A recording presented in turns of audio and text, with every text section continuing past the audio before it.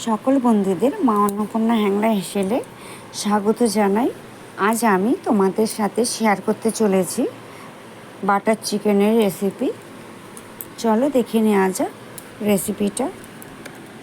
প্রথমে নিয়ে নিয়েছি আমি এখানে 500 গ্রাম চিকেন, ভালো করে ধুয়ে নিয়েছিলাম আমি।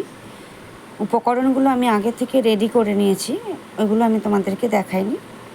তারপর দিয়ে দিয়েছি আমি এখানে চিকেনের ওপরে হাফ চামচ লেবুর রস, পাতিলেবুর রস, 1 চামচ রসুন পেস্ট, 1 চামচ আদা পেস্ট, 1 চামচ ব্ল্যাক পেপার গোলমরিচের গুঁড়ো, আর 1 চামচ দিয়েছি জিরে গুঁড়ো। তারপর দেব 1 চামচ ধনে গুঁড়ো, তারপর দেব 1 চামচ রেড চিলি পাউডার, তারপর আমি দিয়ে দেব 1 চামচ হলুদ, তারপর আমি দেব 1 চামচ ছোটো চামচের 1 চামচ গরম মশলা, তারপর আমি আগে থেকে ফেটিয়ে রেখেছিলাম টক দই। সব মশলাগুলো একসাথে চিকেনের সাথে মিক্স করে নেব। তারপর দেব 1 চামচ কাশ্মীরি রেড চিলি পাউডার, তারপরে দেব আমি 1 চামচ নুন। এটাকে ভালো করে হাত দিয়ে মেখে 30 থেকে 40 মিনিট আমি ম্যারিনেট করে রাখবো চিকেনটা। দেখো, তারপর কড়াইতে দিয়ে দিলাম 2 চামচ সাদা তেল। আমি একটা গ্রেভি তৈরি করব। এই পেঁয়াজগুলো দিয়ে আমি কটা পেঁয়াজ কেটে নিয়েছি, 2-3টে টুকরো করেছি এইভাবে। তারপর দেব আমি 7-8টা রসুনের কোয়া, তারপর দেব 3টে কাঁচা লঙ্কা, তারপর দিয়ে দিলাম 7-8টা গোটা কাজু, তারপর দেব এখানে 1 চামচের মতো নুন। একটু হালকা হাতে আমি নেড়ে চেড়ে নেব। তারপর দেব আগে থেকে কুচিয়ে রেখেছিলাম, কেটে রেখেছিলাম 2টো টমেটো, একটু হালকা হাতে নেড়ে চেড়ে নেব। তারপর দেব 1 চামচ হলুদ গুঁড়ো। তোমরা দেখতে পাচ্ছ বন্ধুরা আমার ভিডিওটা, যদি ভালো লেগে থাকে অবশ্যই লাইক, কমেন্ট এবং শেয়ার করে দিও। তারপর দেব 1 চামচ রেড চিলি পাউডার, তারপর দেব 1 চামচ কাশ্মীরি রেড চিলি পাউডার। এবার মশলাগুলো আমি মিশিয়ে নেব। আমি তারপর ঢেকে দেব, এটা 3 থেকে 4 মিনিট এটা ফুল ফ্লেমে ফ্রাই হবে।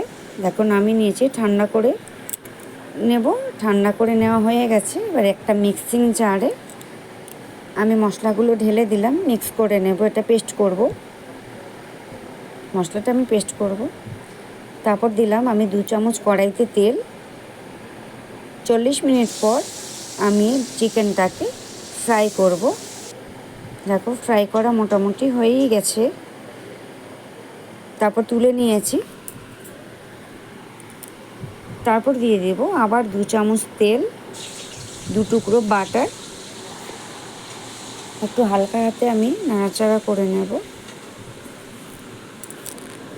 তারপর দেব আমি এখানে তেলের ওপরে 1 চামচ রেড চিলি পাউডার,